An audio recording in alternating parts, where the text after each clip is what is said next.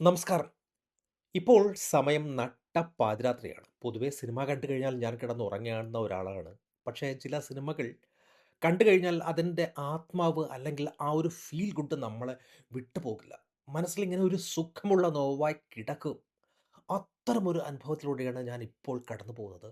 ആ ഒരു feel good അല്ലെങ്കിൽ ഫീൽ ഉള്ളിലൊതുക്കി കിടക്കാൻ കഴിയാത്തത് കൊണ്ട് മാത്രമാണ് ഇപ്പോൾ ഉറക്കത്തു നിന്ന് എഴുന്നേറ്റ് കിടക്കയിൽ നിന്ന് എഴുന്നേറ്റ് ഞാൻ ഈ ക്യാമറ ഓൺ ചെയ്ത് ഈ 'ചിന്ന ചിന്ന ആസை' എന്ന് പറയുന്ന സിനിമയെക്കുറിച്ച് സംസാരിക്കുന്നത്.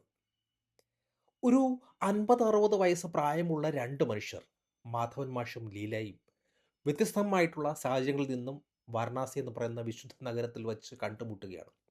ഒടുവിൽ 2 പേരും 2 വഴിക്ക് പിരിഞ്ഞു പോകേണ്ടവരാണ് എന്ന് കൃത്യമായി അറിഞ്ഞുകൊണ്ട് തന്നെ തങ്ങൾക്ക് കിട്ടിയ ആ ഒരു രാവും പകലും അവർ പരസ്പരം ആസ്വദിക്കുകയും സ്നേഹിക്കുകയുമാണ്. സിനിമ പൊതുവെ വളരെ സ്ലോ പേസിലൂടെയാണ് കടന്നു പോകുന്നത്. പക്ഷേ ആ സ്ലോ പേസിലൂടെയും നമ്മളെ ഒപ്പം നിർത്തുവാനും മനസ്സ് നിറയ്ക്കുന്ന ഒട്ടനവധി ക്യൂട്ട് മൂമെൻറ്റുകൾ ഉണ്ട് സിനിമയിൽ. സിനിമയിൽ വാരണാസിയെ എന്തൊരു ഭംഗിയായിട്ടാണ് കാണിച്ചതെന്ന് ചോദിച്ചു കഴിഞ്ഞാൽ വലിയ ബഹളങ്ങളൊന്നുമില്ലാത്തൊരു വാരണാസി.